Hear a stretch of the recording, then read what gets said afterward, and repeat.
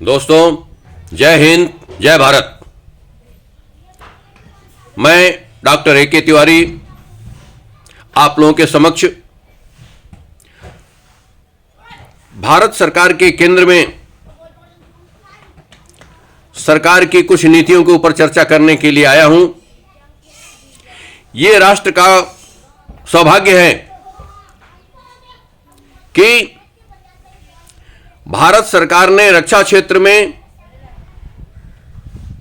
अनेकों क्षेत्रों में किया है, परंतु यहां सिर्फ रक्षा क्षेत्र की बात कर रहा हूं। बड़े बदलाव किए हैं, बड़े विकास के कदम उठाए हैं, जिसमें अखबारों में मैंने पढ़ा था कि 108 रक्षा से संबंधित जो उपकरण थे उनको अब विदेशों से नहीं मंगाया जाएगा, इस पर रोक लगा दी गई है। वो भारत निर्मित ही चीजें प्रयोग की जाएंगी। मेक इन इंडिया, यानी भारत स्वावलंबन की तरफ बढ़ रहा है। पहले कभी किसी ने सोचा नहीं, आज हमारी जरूरत हमें हमारे घर से पूरी हो रही है।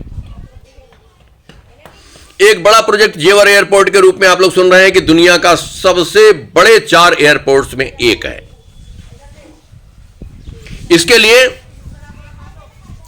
लगभग 4,500 करोड़ रुपए एलोकेट किए गए,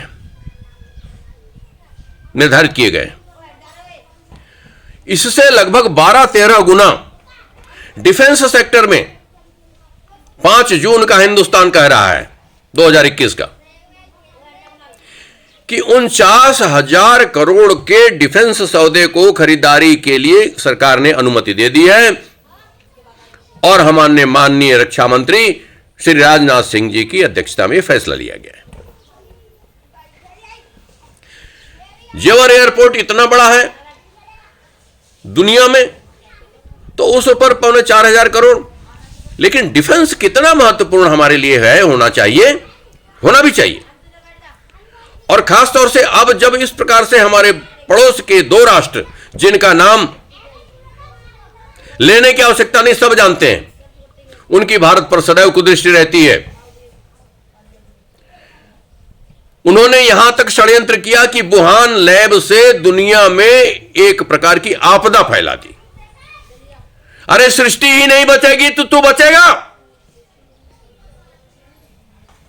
तेरा विनाश निश्चित है, तू जान ले। चीन जो भारत से टकराया है उसका समूल नाश हुआ है।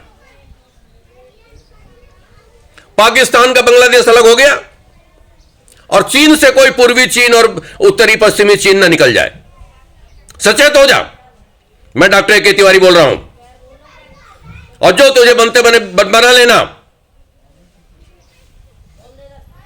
अरे तू अपनी नीतियों को इस प्रकार से मत बना कि दूसरे के अधिकार पर अतिक्रमण कर। यह वही देश है जहां विनाशकारी लोगों, जो विनाश की तरफ बढ़ने वाले लोग हैं, दूसरों को सताने वाले लोग हैं, उनका दमन होता है। भस्मासुर, सहस्त्राबाहु, रावण जैसे पराक्रमी लोगों का यहां अंत हुआ और तेरा भी यही अंत होगा। चीन, तू खुलकर सुन इस डॉक्टर ए.के. तिवारी के ललकार को।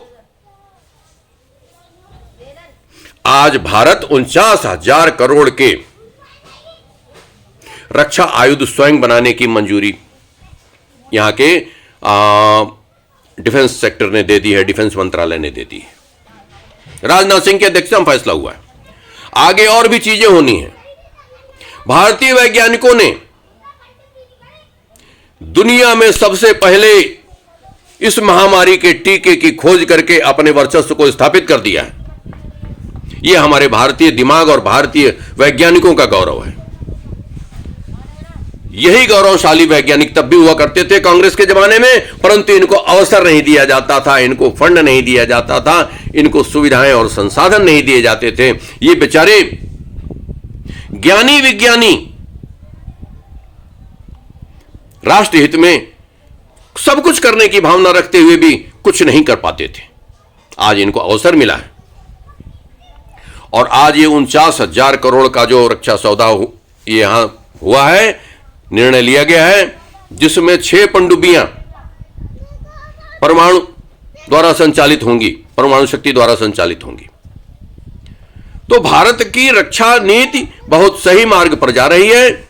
भारत सरकार की रक्षा नीति बहुत सही मार्ग पर जा रही है। मैं इसकी भूरी भूरी प्रशंसा करता हूं, बार बार प्रशंसा करता हूं। मैं डॉक्टर ए.के. तिवारी सरकार के इस निर्णय को हृदय से सम्मान देता हूं और आप लोगों से निवेदन करता हूं कि अगर डॉक्टर तिवारी का यह संवाद आप लोगों को पसंद आ जाए तो बेल आइकन पर इसको दबा करके लाइक जरूर कर दीजिएगा। दोस्तों, जय हिंद, जय भारत, भारत माता की जय।